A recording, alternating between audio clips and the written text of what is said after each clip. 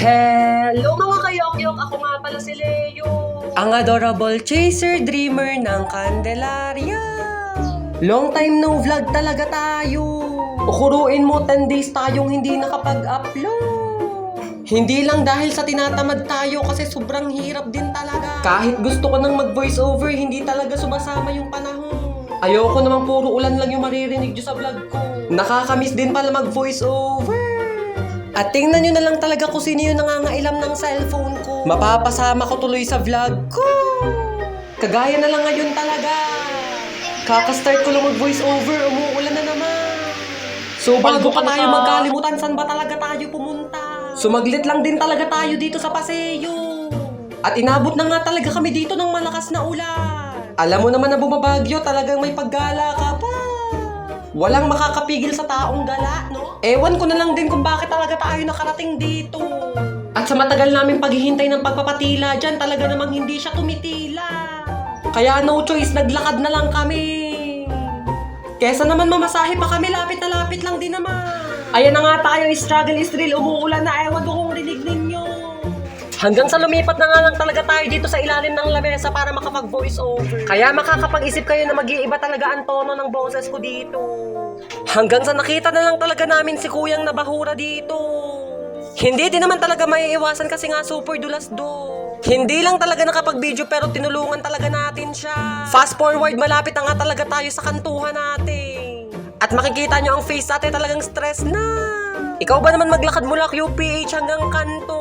At dyan nga nakasakay na tayo pa uwi sa atin. Papunta pa nga lang kami sa QPH, alam na naming babahain kami pag uwi.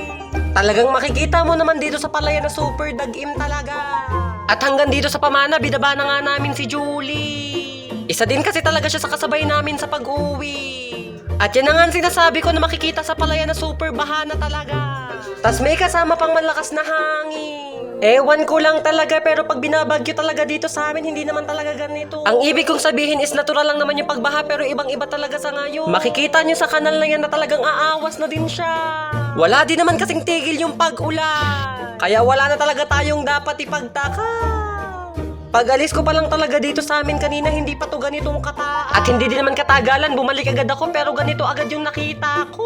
Na para bang may nagbutas ng tangke ng tubig. Super lakas din naman kasi talaga. Kaya wag na tayong magtaka, no? At dito may masasaksihan talaga kayo. Proof na super taas talaga ng tubig. Ewan ko kung maaawa ako sa kanya or matatawa talaga ako. Kasi kung paano yung reaksyon niya talaga namang matatawa ka talaga. Hindi na to bago kasi nga naka-second time na kaming ganito. Sa panahon ng 2026. At yan na nga, pinasok na talaga siya ng tubig, nakipagsapalaran na siya. Na para bang kinakalaban niya talaga. Napa-standing ovation tuloy siya. Kahit payong niya wala talagang nagawa. Na para bang nag-swimming siya sa super lalim. Grabe din naman kasi talaga yung baha. Isang mensahe para sa bagyo at pagbaha. Hindi naman ganito dati sa amin tuwing umuulan o bumabagyo. Sanay kami sa malakas na ulan, pero hindi sa ganitong kataas na baha at sa ganitong bilis ng pagbabago ng aming paligid. Sa bawat patak ng ulan, unti-unting napupuno ng tubig ang mga kalsada at ang mga lugar na dati naming malayang nilalakaran ay tila nagiging daanan na ng baha. Nakakalungkot makita ang mga ganitong kalagayan, mga tahanan, kalsada at kabuhayan na naaapektuhan ng walang tigil na pag-ulan. Sa likod ng bawat baha ay may mga pamilyang nag-aalala, mga taong nagsisikap na protektahan ng kanilang mga mahal sa buhay at mga pangarap na pansamantalang kailangang isantabi.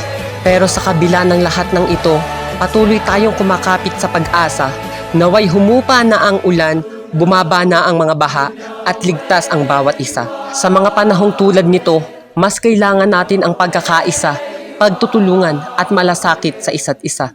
Lord, maraming salamat dahil sa bawat pagsubok ay patuloy mo kaming binibigyan ng lakas at pag-asa. Gabayan mo po ang bawat pamilyang naaapektuhan ng bagyo at baha. Ingatan mo ang aming barangay at ang lahat ng taong patuloy na lumalaban sa gitna ng kalamidad. Darating din ang araw na sisikat muli ang araw, titila ang ulan at unting-unting babalik sa normal ang lahat. Sa ngayon, ang pinakamahalaga ay ang kaligtasan ng bawat isa. Manatili tayong matatag, magtulungan at huwag mawalan ng pag-asa. Sana bumagyo bukas para walang pasok. Uy, suspended kasi may bagyo, yes. Lakas mo pa para walang pasok bukas. Sa bawat hiling mo, hindi lahat ng tao ay gugustuhin ito. Paano naman sila? Mga estudyanteng masaya kapag walang pasok, pero sa likod ng saya ay may mga pamilyang nag-aalala at nakikipagsapalaran dahil sa bagyo at baha. Habang ang iba ay nagpapahinga sa bahay, may mga estudyanteng ang iniisip ay kung ligtas ba ang kanilang pamilya, tahanan at mga mahal sa buhay.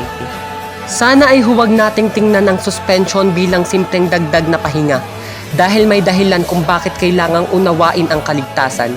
Naway humupa na ang ulan, bumaba ang baha at ligtas na makabalik ang lahat sa kanilang normal na pamumuhay.